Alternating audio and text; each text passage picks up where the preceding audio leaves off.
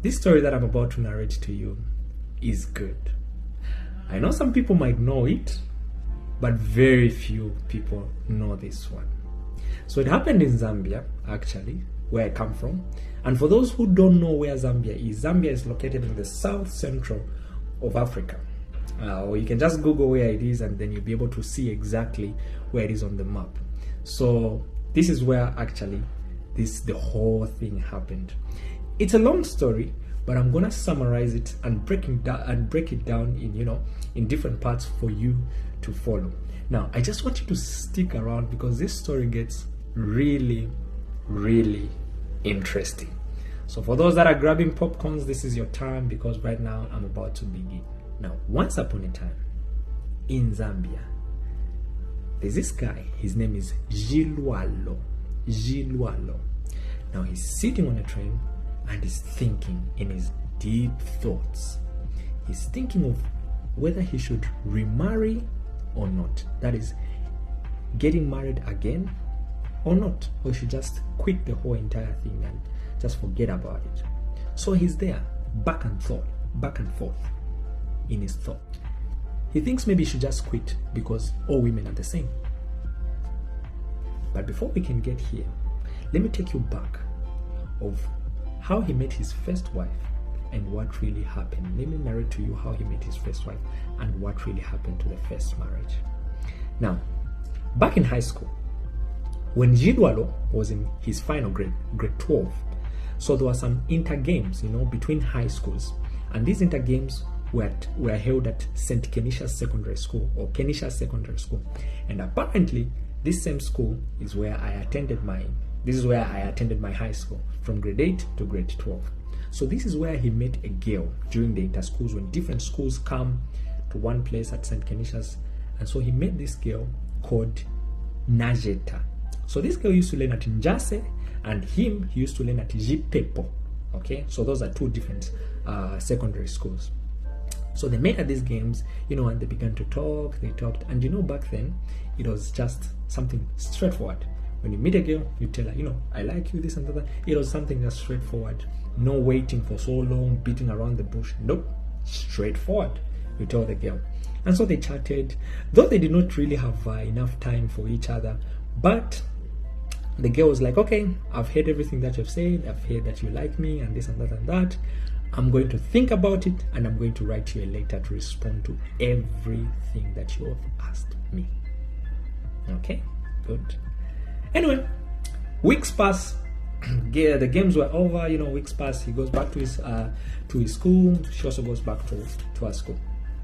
And then the guy actually describes her to say, this girl was really beautiful. Yagari de ya mwana, meaning something beautiful. That's a proverb. I don't know, proverb from my local language. De ya mwana, meaning very, very beautiful. Wage everyone zoga muwina, meaning very, very beautiful. Okay, so after some weeks, surprisingly, he even forgot about her. And one time on a Sunday, he received a letter, addressed to him, Jilwa. So he opened it just to open it on the top of the envelope, and he discovered that this is a letter from Najeta, the same lady he had met during the games. Okay, so it's like, he was full of excitement, excitement, anxiety, different type of emotions. And so it's like, you know what?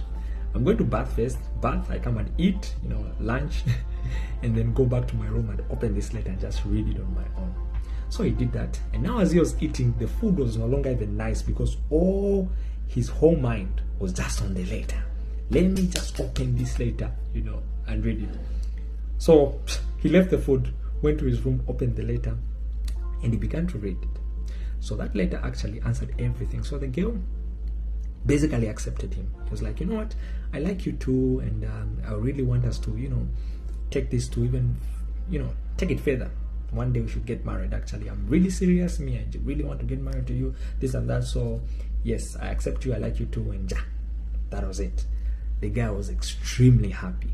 And from that moment, they just began to write each other letter back and forth, And so they were both in their final grades, and then they completed their high school.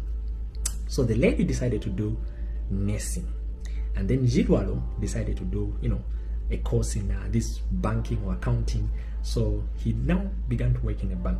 And for Najata, she was doing her nursing, because it takes about 3 to 4 years, somewhere there. Okay. Now, they stayed in different towns. So Najata, every weekend, should come and visit Jirwalo, and should spend the whole weekend at his house and go back on Sunday. The whole weekend on in his house and go back on what? On Sunday.